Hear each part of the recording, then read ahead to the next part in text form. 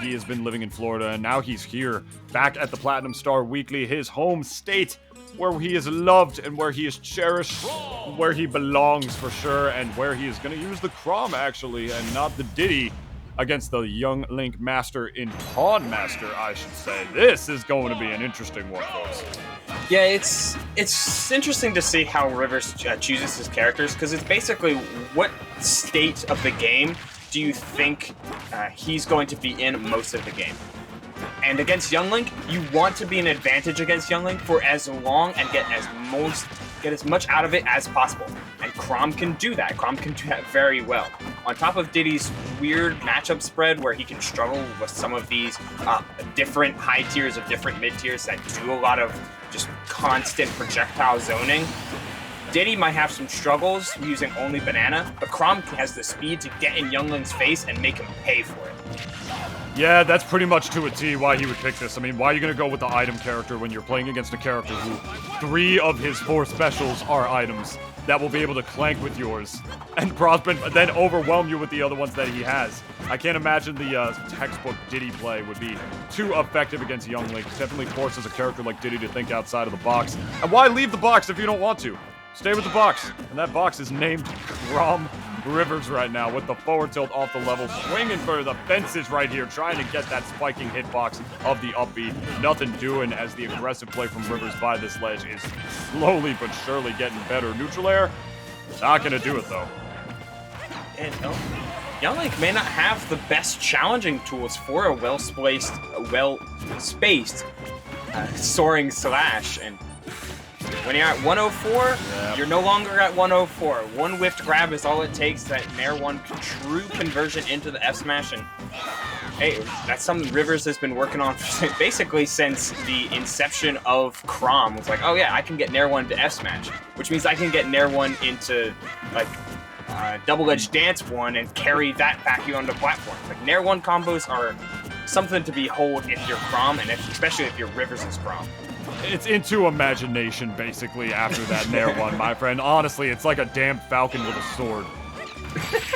And that's no pun intended on the name of the sword, by the way, in the Falcon, which is going to take out PawnMaster's first game right there. Back air going to do it. Rivers up 1-0 in this best of 3 set so far. Chrom pick looking pretty poised right here. Wants that rush down to get in the face, getting the beef.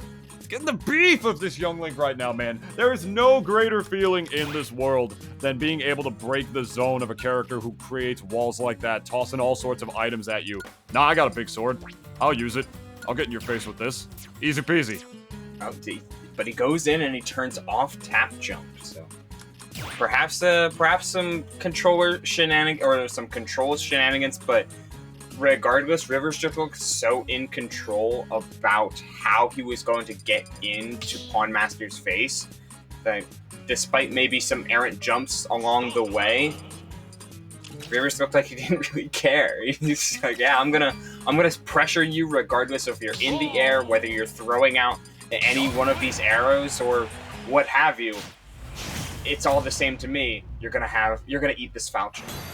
Yeah, and we're gonna run it right back to PS2 here for PawnMaster. Wanting to run it right back into the stage kind of makes sense, you know. This is a pretty good stage for Young Link. He's got enough space to sort of create his zone while still not having to be just big enough for him to be able to continue his combos on, my friend. He knows the type of character that he's fighting against right now. It's that mashy, in-your-face, like, you know, ranged character in Chrom right there as the forward smash almost does it, but the sinking back air will. Beautiful stuff by Rivers, recognizing he can continue that edge guard and keeping the pressure on. My God, he's beating me to my words, Ubel.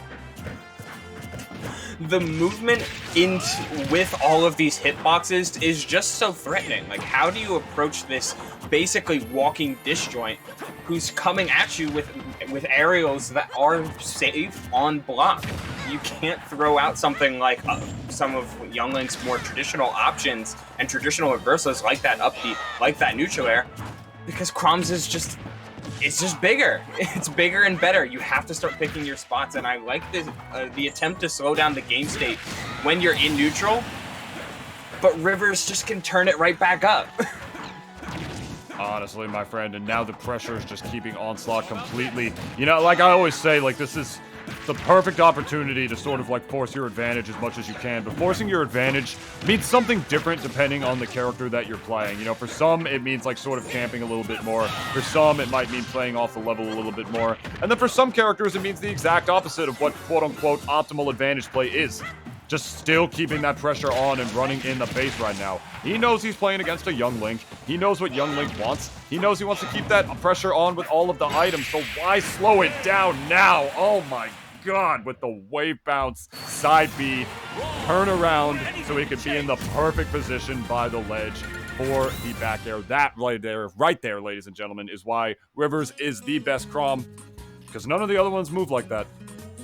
It's smoother than butter. There's a reason his name's Rivers, because everything just kind of flows so well when his Chrom is on the sticks. Like it was beautiful to watch. Too. Everything was just so well placed. It's definitely not the first young Link he's seen before. Characters pretty reasonably picked up across the entire meta or the entire selection of players. So he knows what this character can do, and he knows what he can't. And a lot of times, young Link can have some real trouble when he's trying to recover. Dare I say, he just did not let PawnMaster play the game. No, like PawnMaster, sort of like Diddy, likes that mid-range with the item play a little better, which is part of the reason we didn't see the Diddy. Why just throw items at each other and have a food fight when you have a character who can just break that zone with a sword and get with crazy combos as well? He just never really let it up.